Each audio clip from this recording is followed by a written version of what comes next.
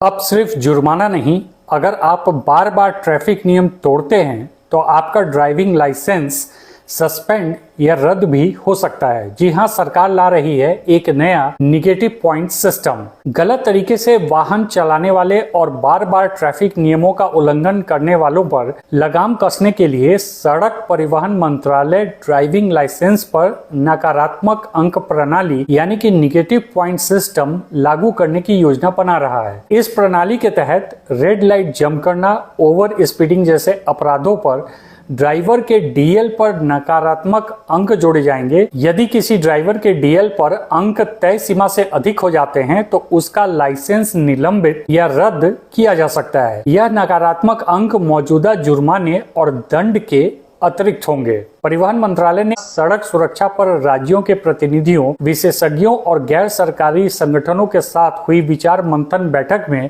इस प्रस्ताव की रूपरेखा साझा की। Australia, Britain, Germany, Brazil, France और कनाडा जैसे देशों में इस तरह की पॉइंट प्रणाली पहले से लागू है, जो बार बार अपराध करने वालों पर निगरानी रखती है और उन्हें दंडित करती है। 2011 में पूर्व सड़क परिवहन सचिव एस सुंदर की अध्यक्षता वाली एमवी एक्ट की समीक्षा पर बनी विशेषज्ञ समिति ने भी ड्राइवरों के लिए पेनल्टी पॉइंट सिस्टम की सिफारिश की थी। समिति ने 3 वर्षों में यदि किसी ड्राइवर के डीएल पर 12 अंक जुड़ते हैं तो उसका डीएल 1 वर्ष के लिए निलंबित करने की सिफारिश की थी। अगर निलंबन के बाद फिर से 12 अंक जुड़ते हैं तो डीएल को 5 वर्षों के लिए रद्द करने की बात कही गई थी। हालांकि सरकार की इस योजना में यह भी शामिल है कि यदि कोई ड्राइवर डीएल के नवीनीकरण के लिए आवेदन करता है और उसके खिलाफ ट्रैफिक उल्लंघन दर्ज है तो उसे दोबारा ड्राइविंग टेस्ट देना अनिवार्य होगा। वर्तमान में यदि कोई व्यक्ति अपने डीएल की अवधि समाप्त होने से पहले नवीनीकरण कराता है तो उसे ड्राइविंग टेस्ट से